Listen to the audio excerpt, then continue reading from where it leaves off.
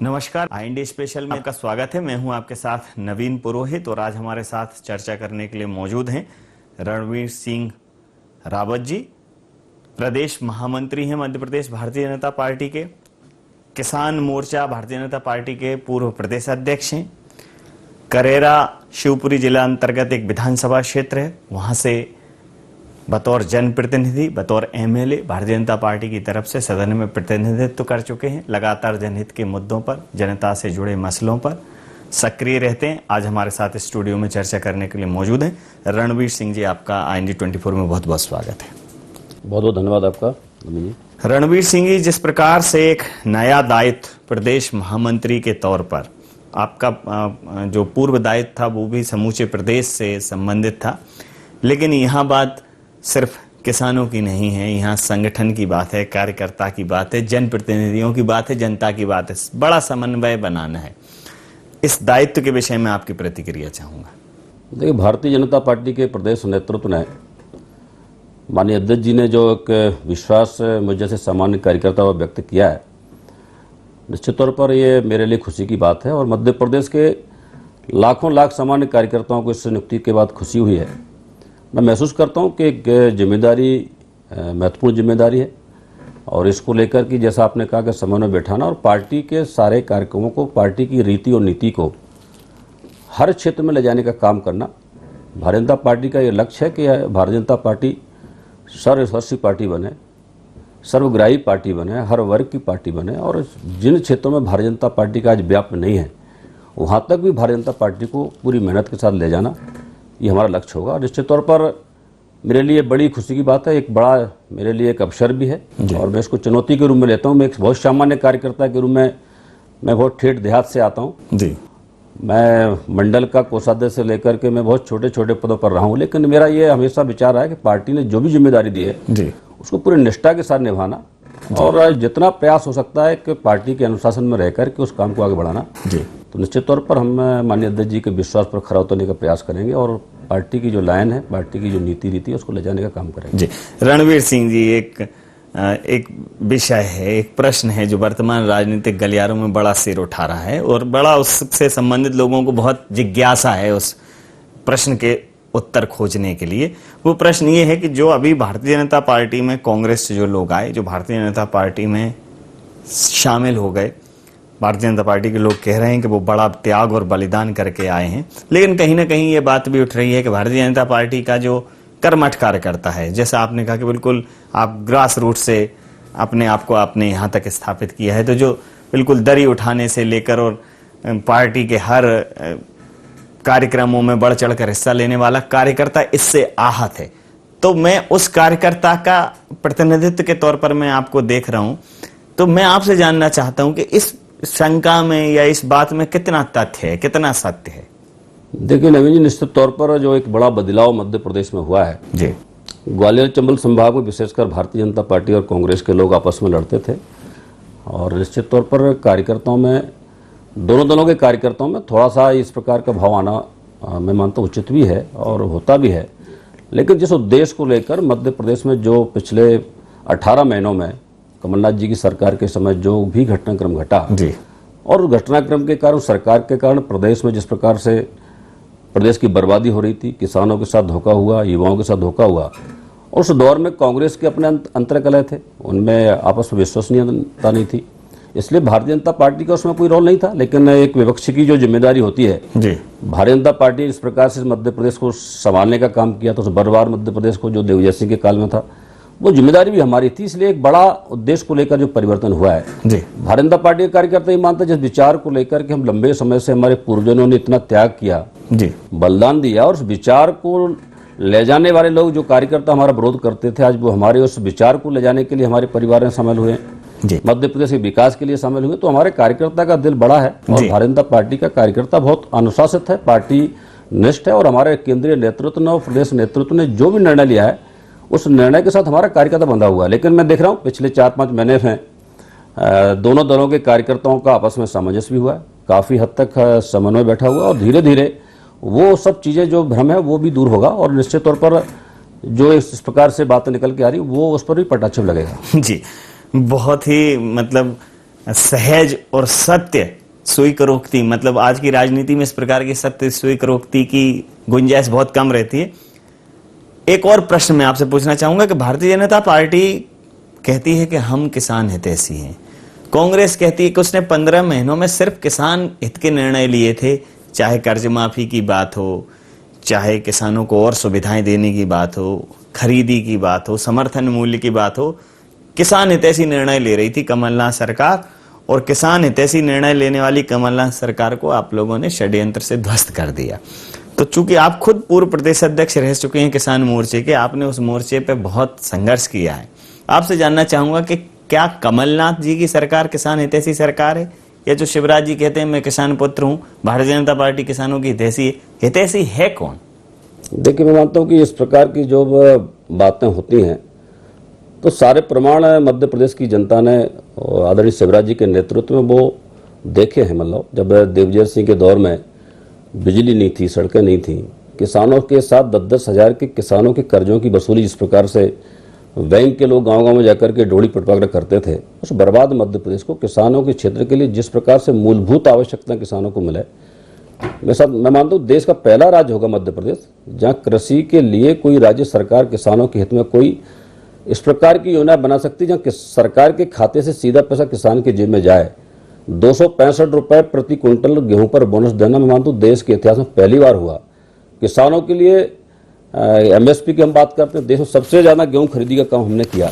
और इसलिए कांग्रेस की जो बात है, कांग्रेस जिस प्रकार से बात करती है, कमलनाथ जी ने जिस प्रकार से मध्य प्रदेश के किसानों को बर्बाद करने का काम किया, बेईमानी करने का काम किया, धोखाधड़ी देने का काम किया। आज वो किसानों के जो ऋण माफी की वो बात करते हैं, जो प्रमाण पत्र न दिए, वो हमारा किसान जब बैंक में जाता तो उनके बैंक में वो पैसा नहीं आया, कुछ इतनी कर ली, कुछ 5,000 के 10,000 के वो सब कर लिया। इसलिए मैं मानता हूँ कि सत्य को प्रमाण की आवश्यकता होती है। भारतीय जनता पार्टी की सरकार ने आदरणीय शिवराज जी के नेतृत्व में मध्य प्रदेश में किसानों ने 5 बार कृषि करुण अवार्ड लिया है। ये इसलिए वो सारे उदाहरण हमारे सामने हैं। मैं दूसरी और थोड़ा गहराई में जाना चाहूँगा कि देश की आज़ादी के समय, जब देश आज़ाद हुआ उस समय देश की जो जीडीपी में देश के किसानों की जो योगदान होता था वो 59% हुआ करता था। लंबे समय पर देश में कांग्रेस सत्ता में रही और कांग्रेस किसानों की बात जरूर करती रही, लेकिन कभी ईमानदारी से कांग्रेस ने किसानों के लिए काम नहीं किया। उसका परिणाम था कि किसान धीरे धीरे गांव से पलायन करने लगा, शहरों के लिए आने लगा। मैंने वो जिस बात का जिक्र किया कि छोटे छोटे, मैं जब गाँव में था, मेरे गाँव में जब मई और जून के महीने में जब भूमि विकास बैंक और सहकारी बैंक की जब गाड़ी आती थी तो अधिकांश गांव के लोग पहाड़ी में चढ़ जाते थे और जो लोग पकड़ में आते थे उनको मुर्गा बना करके गर्म मिट्टी में बालू में उनको लेटाने का काम करते थे। लेकिन पहली बार देश में जो अटल जी की सरकार थी, किसानों का किसान क्रेडिट कार्ड योजना देकर के किसानों को बड़ा संबल देने का काम किया। कांग्रेस ने खूब ढिढोरा पीटा कि मनमोहन सिंह की सरकार में स्वामीनाथन आयोग की रिपोर्ट लागू करेंगे। 2008 तक वो रिपोर्ट उनके ठंडे बस्ते में पड़ी रही और देश में पहली बार हमारी प्रधानमंत्री के नेतृत्व में स्वामीनाथन आयोग की रिपोर्टों को अधिकांश लागू किया। एमएसपी की हम बात करते हैं, 1.5 गुना से ज्यादा एमएसपी देश की सरकार ने घोषित किया।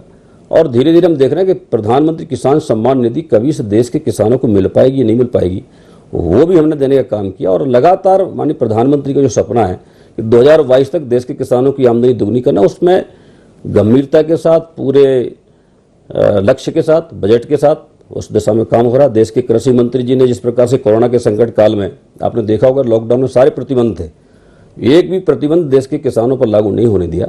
और आज पूरी भारतीय जनता पार्टी की सरकार सही मायने में किसानों की सरकार है। और जो लक्ष्य माननीय प्रधानमंत्री जी और माननीय शिवराज सिंह चौहान के दिल में किसान बसता है, मैं ये दावे के साथ कह सकता हूँ कि देश की पहली सरकार है जो किसानों के लिए किसी भी हद तक उसकी भलाई के लिए जाने के लिए तैयार है। इसलिए कांग्रेस को तो मुझे लगता है कि इस किसानों के हित में कोई बात कहने की नैतिकता उनके पास नहीं है जी। प्रदेश की सरकार ने, कमलनाथ की सरकार ने इस प्रदेश के किसानों को बर्बाद करने का काम किया, एक बड़ा पाप किया और देश का किसान, मध्य प्रदेश किसान कभी उसको माफ नहीं करेगा जी।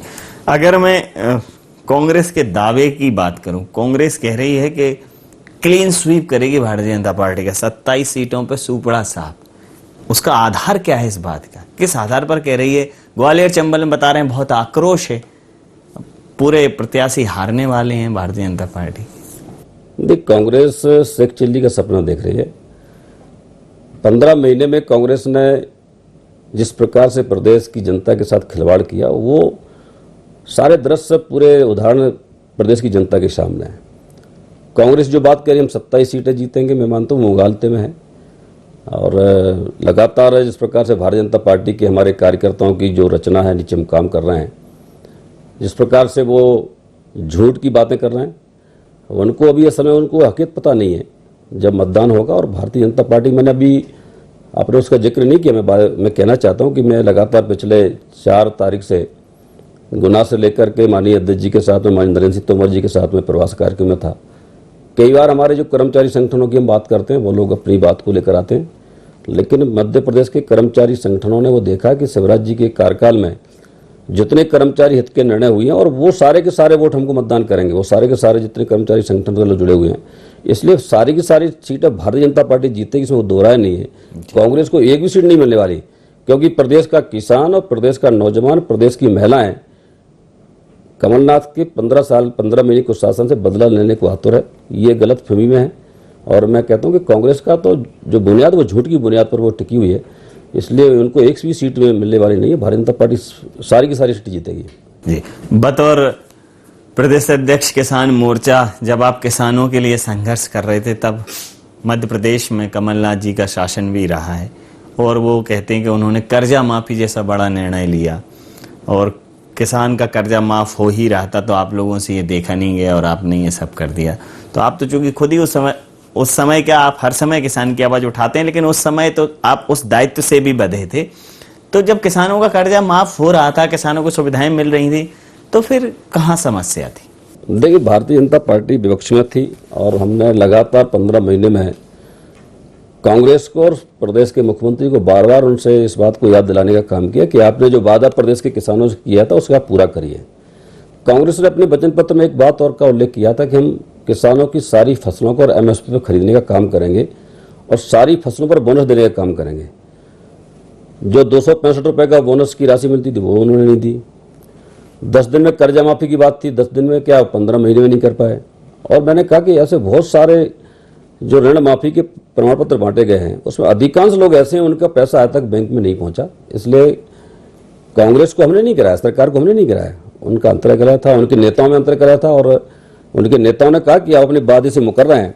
उनके मंत्री, जो सरकार में मंत्री थे, वो खुद सरकार के खिलाफ बयानबाजी करते थे, इसलिए उसमें हमारा कोई लेन देन नहीं। और 15 महीने में जिसने 10 दिन का वादा किया हो, वो 15 महीने तक एक किसान का भी 2 लाख का कर्जा माफ नहीं कर पाए।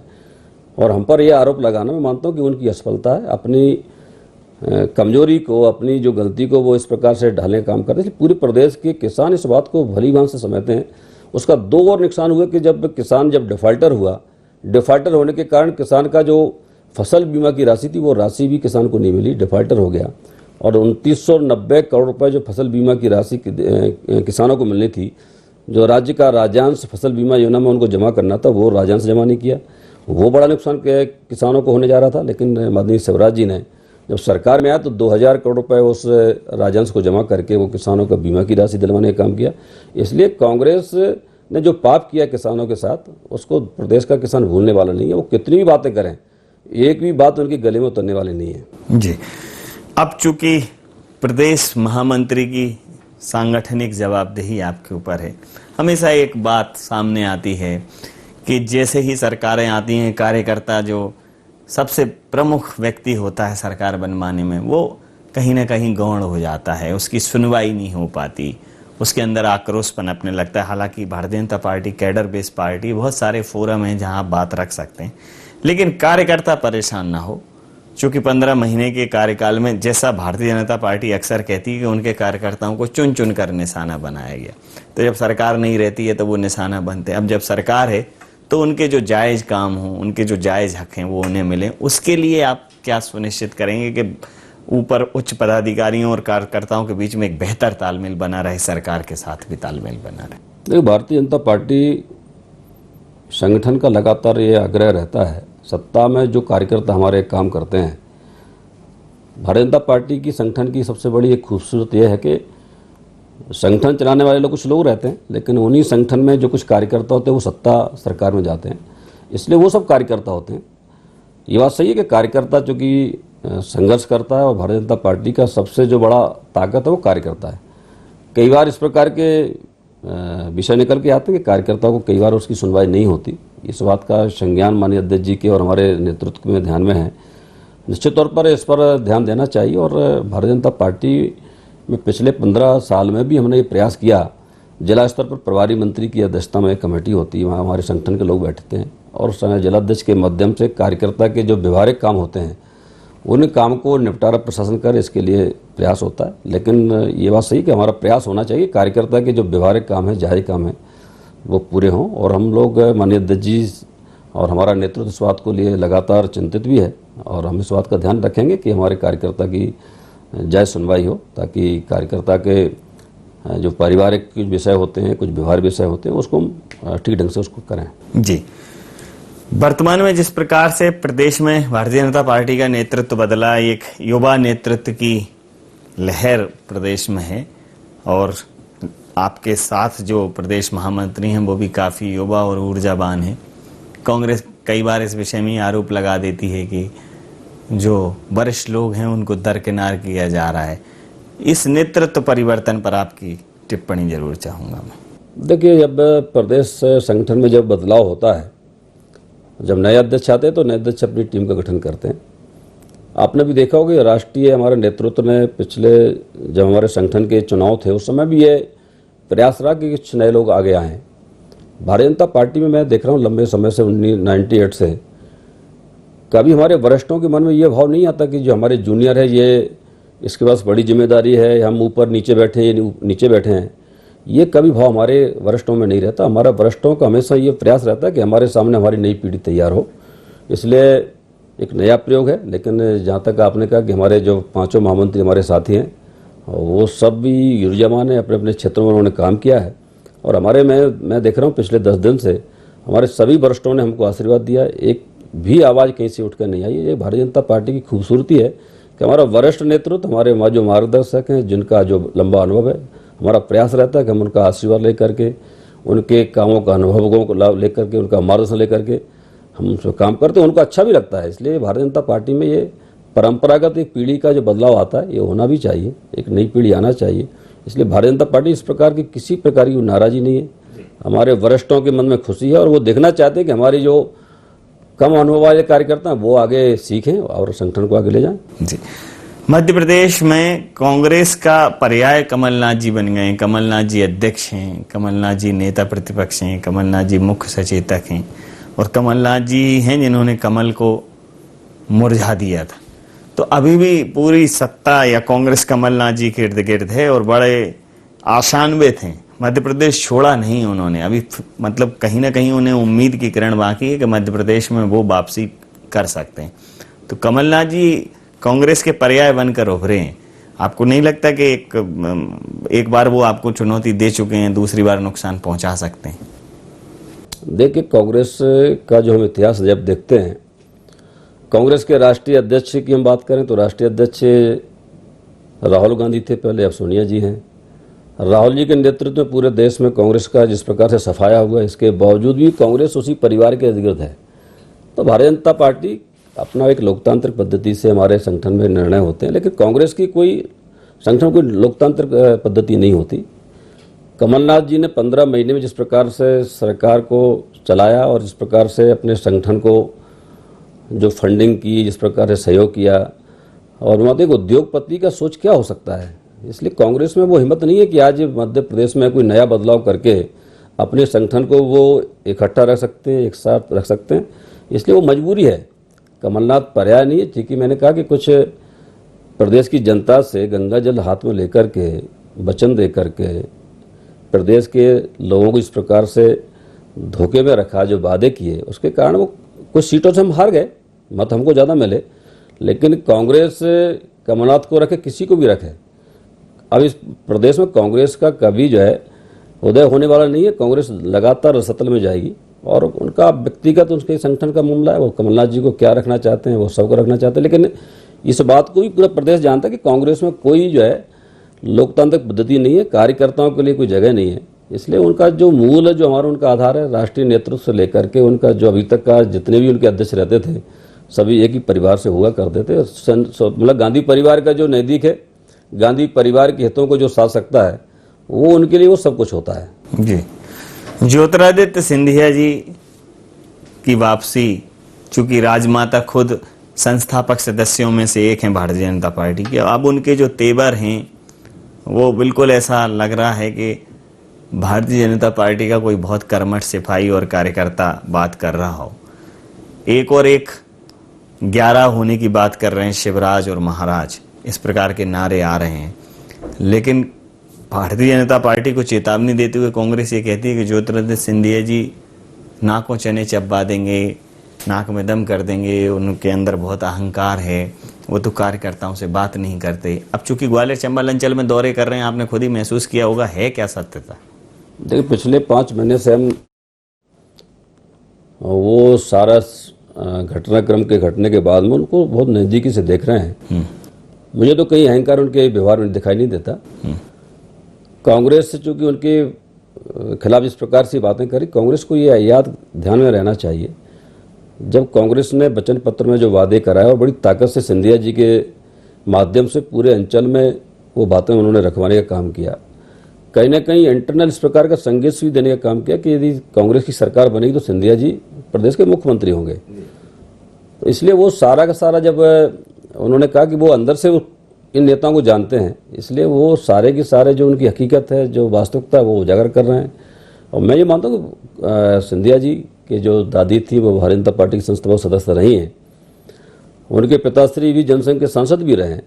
इसलिए मैं मानता हूँ कि ज्योतिरादित्य सिंधिया जी के आने के बाद में जब उन्होंने निर्णय लिया तो बहुत सोच समझ कर निर्णय लिया है, और भारतीय जनता पार्टी में उनके व्यवहार को लेकर किसी प्रकार की आपत्ति नहीं है। वो सभी कार्यकर्ताओं से अच्छे से मिल रहे हैं, बहुत अच्छे से बातचीत कर रहे हैं, और किसी भी कार्यकर्ता को उनके व्यवहार से कोई आपत्ति नहीं है। इसलिए कांग्रेस सिंधिया जी के बारे में क्या कह रही है और सिंधिया जी उनके बारे में क्या कह रहे हैं, सच्चाई क्या, सच्चाई वो जो सिंधिया जी कह रहे हैं। जी, बहुत महत्वपूर्ण प्रश्न पूछना चाहूंगा कि जिस प्रकार से भारतीय जनता पार्टी ये कहती है कि आदरणीय नरेंद्र मोदी जी ने देश के प्रधानमंत्री के तौर पर देश का गौरव पूरे विश्व में स्थापित किया है, वहीं राहुल गांधी जी ट्वीट करके लगातार सवाल उठा रहे हैं कि देश में बेरोजगारी बढ़ी है, अशिक्षा बढ़ी है, तमाम सारी समस्याएं बढ़ी हैं, कोरोना के संकट को ढंग से हैंडल नहीं किया गया, प्रदेश में भी कमोबेश वैसी स्थिति है। आपकी प्रतिक्रिया चाहूँगा, पूरा प्रदेश घूमते हैं, आरोप लग रहा है सरकार आपकी है। देखिए, राहुल गांधी की कोई विश्वसनीयता इस देश में तो बची नहीं है। राहुल गांधी जी का मानी मोदी जी पर किसी प्रकार का आरोप लगाना, उन पर कोई प्रश्न लगाना, ये मुझे लगता है हास्यास्पद है।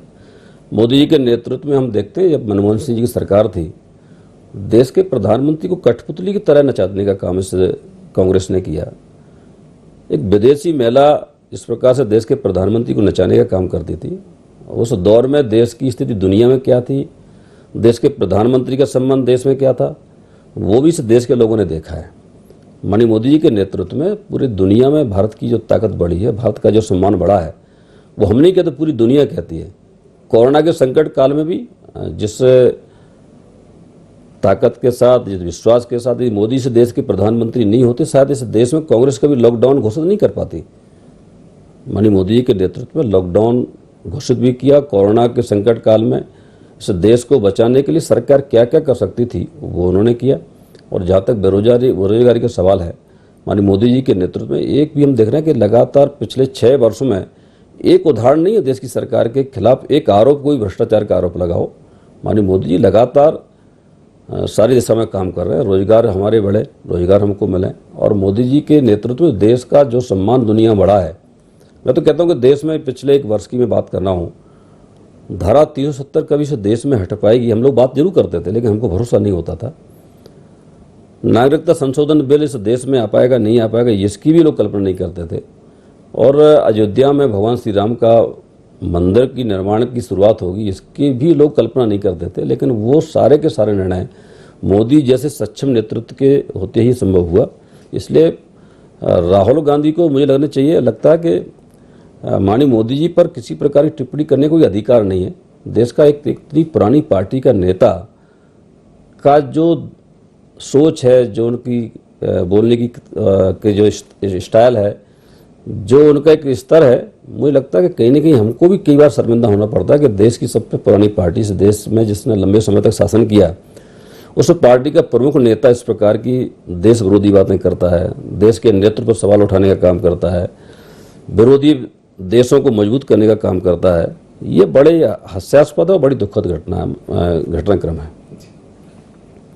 तो तमाम सारे पहलुओं पर जिस प्रकार से आपने अपने सहज अंदाज में बहुत ही स्पष्टता के साथ अपने विचार हमारे साथ साझा किए, हमें इतना समय दिया, आपका बहुत धन्यवाद, बहुत बहुत आभार। तो भारतीय जनता पार्टी का कार्यकर्ता बहुत बड़े दिल का है और वो जो पूरे त्याग और बलिदान के साथ भारतीय जनता पार्टी में शामिल हुए उनका सम्मान रखेगा। और यहाँ कोई बड़ा छोटा नहीं है, यहाँ सिर्फ कार्यकर्ता है, कोई सरकार में है तो कोई संगठन में है, कोई अन्य दायित्व पर है, लेकिन सबका लक्ष्य एक है कि कमल खिला रहे और कमल को खिलाना है। तो भारतीय जनता पार्टी सांगठनिक रूप से अवयवान है, ऊर्जावान है और लगातार आगे बढ़ रही है और उसका प्रमाण वो आगामी उपचुनावों में देगी। IND स्पेशल में इतना ही। आप बने रहिए IND 24 के साथ और देखते रहिए IND 24। नमस्कार।